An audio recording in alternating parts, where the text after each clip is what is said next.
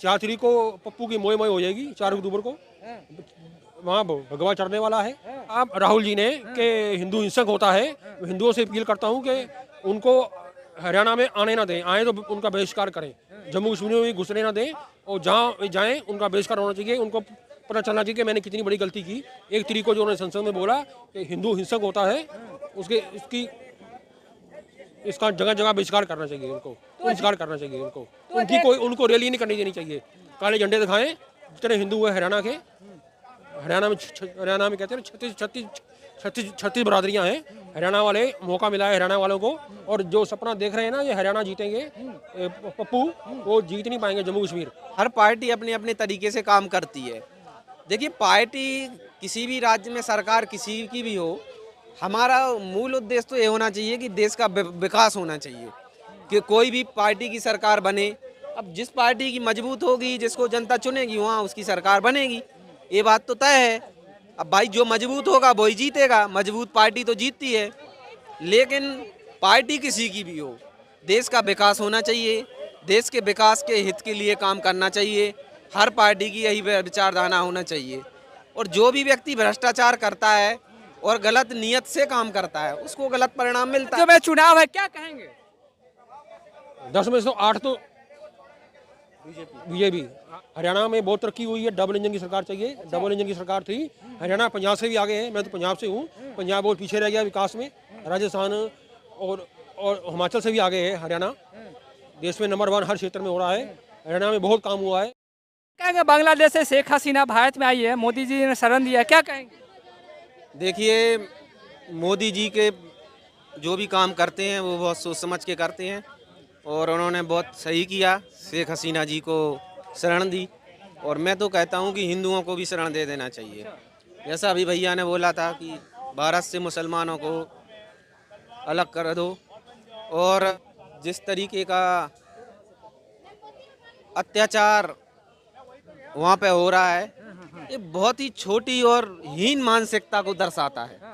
इस तरीके का कुकृत्य जो लोग करते हैं, उनके खिलाफ कड़ी से कड़ी कार्रवाई होना चाहिए। कड़ी से कड़ी कार्रवाई होना चाहिए। इस तरह का कुकृत्य सहीनीय नहीं है, ये बिल्कुल कानून के खिलाफ है। और इस तरीके का जो हिंसा वहाँ पे हो रही है, जितने लोग वहाँ पे मारे गए हैं, और जो भी लोग इस तरह का कृत्य वहाँ कर रहे हैं, उन पर विशेष कार्रवाई हो। और जो लोग बोलते हैं कि हमें क्या लेना देना, हमारे देश में थोड़ी ना हो रहा है, हमारे देश में थोड़ी हो रहा है, बांग्लादेश में हो रहा है। वो जाने, वहाँ के प्रधानमंत्री जाने, वहाँ की सुरक्षा जाने, वहाँ की पुलिस जाने, वहाँ की आर्मी जाने। ऐसा नहीं होता भाई। जब पड़ोस के घर में आग लगती है ना, तो वो आग उसकी लपटें हमारे घर तक भी आ सकती हैं। इसलिए हमें उसका भी ध्यान रखना जरूरी है। ऐसा नहीं है कि हम अपने घर में आ गए और सो गए, भैया उसका भी ध्यान रखना है कि बाजू में क्या हो रहा है।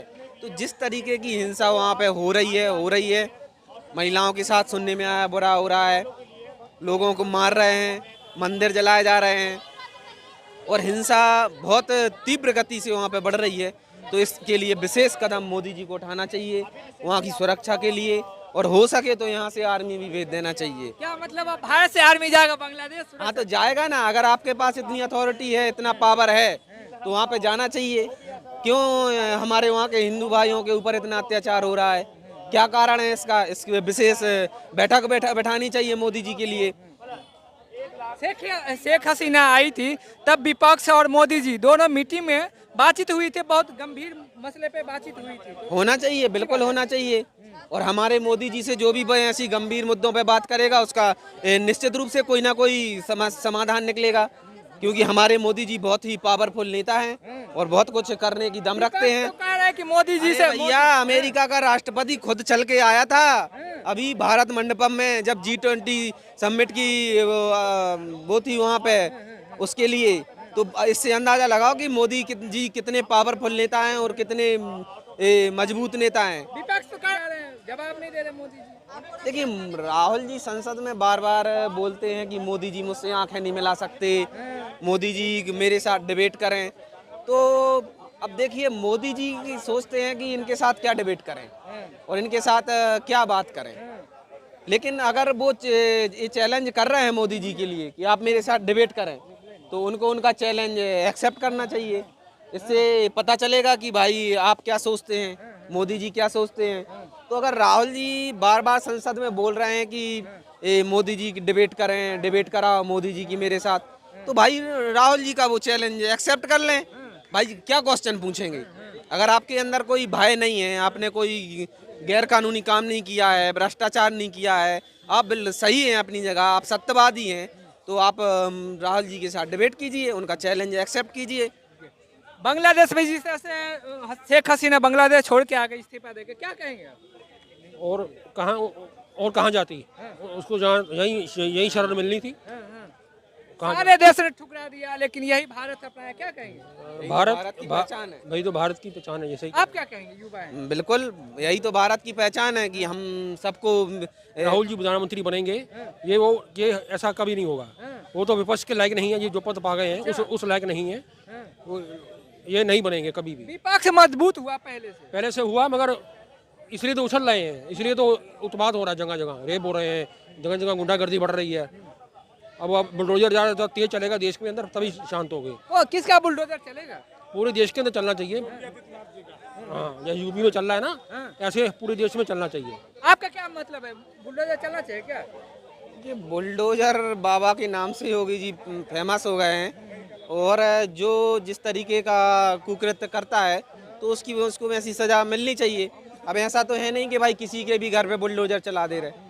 भाई जो काम गलत काम करता है उसको गलत परिणाम मिलता है। तो योगी जी के जो सिद्धांत हैं, योगी जी की जो विचारधारा है वो बहुत अच्छी है, लोग उन्हें पसंद कर रहे हैं, काफ़ी पॉपुलरिटी उनकी हो गई है अभी देश में। तो है क्यों गए? अयोध्या में हार गए ना। अब देखो हार जीत तो नहीं हारे हैं, फैजाबाद हारे हैं। आप यही तो बार बार पूछते हो रोज, अयोध्या हारे हैं। अयोध्या नहीं हारे हैं, फैजाबाद हारे तो हैं। राहुल गांधी भी बोल रहे हैं ना अयोध्या हार गए मोदी जी। वो बदनाम करने के लिए कह रहे हैं, मगर अयोध्या जीते हैं, अयोध्या विधानसभा, फैजाबाद हारे हैं। अच्छा, और आने वाले समय में सोच समझ के उम्मीदवार उतारे जाएंगे। और जो सपना देख रहे हैं ना, ये हरियाणा जीतेंगे, पप्पू वो जीत नहीं पाएंगे। जम्मू कश्मीर पूरी तरह से तैयार है भाजपा की टीम। अच्छा, 10 राज्यों में चुनाव है, क्या कहेंगे? 10 में से तो 8 तो बीजेपी। आप क्या कहेंगे? देखिए कार्यकाल बीजेपी का है, बीजेपी का योग है। 4 तारीख को हर व्यक्ति का एक कार्यकाल होता है। जो इन्होंने कहा था राहुल जी ने कि हिंदू हिंसक होता है, हिंदुओं से अपील करता हूं कि उनको हरियाणा में आने ना दें, आए तो उनका बहिष्कार करें, जम्मू कश्मीर में भी घुसने ना दें, और जहां जाएं उनका बहिष्कार होना चाहिए। उनको पता चलना चाहिए कि मैंने कितनी बड़ी गलती की। 1 तारीख को जो उन्होंने संसद में बोला कि हिंदू हिंसक होता है, इसका जगह जगह बहिष्कार करना चाहिए। उनको रैली नहीं करनी देनी चाहिए। काले झंडे दिखाएं जितने हिंदू हुए हरियाणा के। हरियाणा में कहते हैं 36 बरादरियां हैं। हरियाणा वाले मौका मिला है हरियाणा वालों को कि देखिए राहुल जी ने ये हिंदू हिंसक है ऐसा नहीं कहा था। हिंसक होता है, उनके जो मेन शब्द थे वो मुझे पता है। उन्होंने ये कहा था कि जो अपने आप को हिंदू मानते हैं उसके बाद ऐसा कुकृत्य करते हैं। जो उन्होंने ये कहा था मोदी जी पूरा हिंदू समाज नहीं है, बीजेपी पूरा हिंदू समाज नहीं है, आरएसएस पूरा हिंदू समाज नहीं है। जो हिंसा करता है और उसके बाद अपने आप को हिंदू कहता है, उसके लिए उन्होंने विशेष टिप्पणी की थी। उन्होंने ऐसा नहीं कहा था कि पूरा हिंदू समाज हिंसक है। इस तरीके का बयान एक पढ़ा लिखा नेता, इतने बड़े पद पे है, इतना बड़ा नेता है, वो इस तरीके के शब्दों का उपयोग नहीं कर सकता। उन्होंने ये कहा था कि जो अपने आप को हिंदू मानता है उसके बाद हिंसा करता है तो वो हिंदू कहलाने के लायक नहीं है। 10 राज्यों में चुनाव है, वहाँ देख रहे हैं जम्मू कश्मीर में जो भी इलेक्शन है और कई राज्य में है, तो इलेक्शन कमीशन ने डेट फाइनल कर दिया, क्या कहेंगे? बिल्कुल सही है, तैयार है पार्टी। 4 तारीख को पप्पू की मोई हो जाएगी। 4 अक्टूबर को वहाँ भगवा चढ़ने वाला है। हरियाणा में बहुत तरक्की हुई है, डबल इंजन की सरकार चाहिए। डबल इंजन की सरकार थी। हरियाणा पंजाब से भी आगे है, मैं तो पंजाब से हूँ। पंजाब बहुत पीछे रह गया विकास में। राजस्थान और हिमाचल से भी आगे है हरियाणा। देश में नंबर 1 हर क्षेत्र में हो रहा है। हरियाणा में बहुत काम हुआ है, जितनी तारीफ की जाए कम है। विपक्ष मुद्दा महंगाई का उठा रहा, महंगाई, बेरोजगारी, युवा को रोजगार नहीं मिल महंगाई कंट्रोल में है, रोजगार भी हरियाणा में खूब मिला है। बड़ी बड़ी इंडस्ट्री आ रही है हरियाणा में। हरियाणा चारों तरफ से हर तरह से सही है। आपका क्या मानना है? देखिए राहुल गांधी जी संसद में बार बार ऐसे शब्दों का उपयोग करते हैं, भ्रष्टाचार, बेरोजगारी, एक बार हिंदुओं को नोट- जानने दीजिए, उनका नोटबंदी। तो अगर देखिए कोई पार्टी के हाथ में इतना पावर तो है नहीं कि भाई वो, हर पार्टी अपने अपने तरीके से अपनी अपनी विचारधारा से काम करती है। हर तरीके की विचारधारा है, अलग अलग पार्टियों की अलग अलग विचारधारा है। हर पार्टी अपने अपने तरीके से काम करती है। देखिए पार्टी किसी भी राज्य में, सरकार किसी की भी हो, हमारा मूल उद्देश्य तो ये होना चाहिए कि देश का विकास होना चाहिए। कि कोई भी पार्टी की सरकार बने, अब जिस पार्टी की मजबूत होगी, जिसको जनता चुनेगी, वहाँ उसकी सरकार बनेगी। ये बात तो तय है। अब भाई जो मजबूत होगा वही जीतेगा, मजबूत पार्टी तो जीतती है। लेकिन पार्टी किसी की भी हो, देश का विकास होना चाहिए, देश के विकास के हित के लिए काम करना चाहिए। हर पार्टी की यही विचारधारा होना चाहिए। और जो भी व्यक्ति भ्रष्टाचार करता है और गलत नियत से काम करता है, उसको गलत परिणाम मिलता है ना। मोदी जी कह रहे हैं 1 नेशन 1 इलेक्शन, लेकिन फिर भी स्टेट में इलेक्शन हो रहा है, क्या कहेंगे? अभी टाइम लगेगा उसको सही करने में। इसमें बातचीत चल रही है, एनडीए की बैठक हुई है, उसमें विचार में चल रहा है। अभी उसमें थोड़ा टाइम लगेगा। एक इलेक्शन होगा, अभी थोड़ा समय लगेगा, हो जाएगा। मोदी जी कह रहे हैं कि पार्टियों को सबको साथ में आना चाहिए, विपक्ष को भी साथ में आना चाहिए। काय के लिए आना चाहिए? विपक्ष को काय के लिए साथ में आना चाहिए? मतलब 1 नेशन 1 इलेक्शन, एक साथ इलेक्शन होने के लिए साथ में आना चाहिए विपक्ष को। सारे चुनाव एक साथ होंगे ना, विधानसभा लोकसभा इकट्ठे, इकट्ठे वो सही रहेगा। विधानसभा और लोकसभा चुनाव